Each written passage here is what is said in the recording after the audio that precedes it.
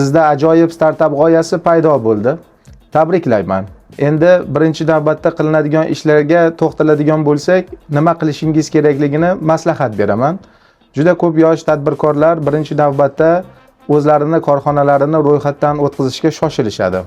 Mening shaxsiy maslahatim, siz bozorga chiqing, o'z mijozingizni o'rganing, uni og'riqli nuqtalarini aniqlang va o'zingizni yechimlaringizni unga taqdim qilganingizda u bu xizmatlarni sotib olishiga amin bo'lishingiz kerak.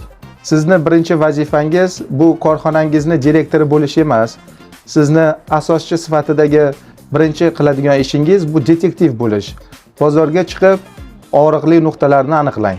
Sizning birinchi maqsadingiz korxona rahbari bo'lib, korxona ochish emas, balki muammoni isbotlash hisoblanadi. Aytaylik, siz muammoni topdingiz.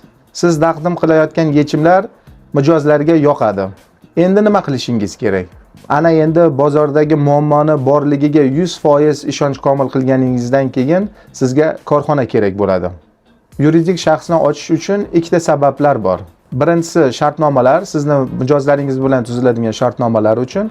Ikkinchisi esa angel investorlardan va venture capital fondlardan investitsiyalar jalb qilishingiz uchun sizga korxona kerak bo'ladi. Sizga yaqin bo'lgan yagona darchaga boring va o'z korxonangizni mas'uliyati cheklangan jamiyati shaklida ochishingizni maslahat beraman.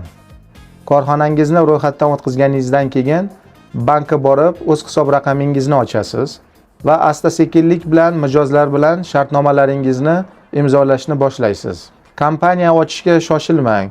Asosiysi bozordagi muammolarni aniqlab, istiqbolli mijozlaringizni topishga harakat qiling.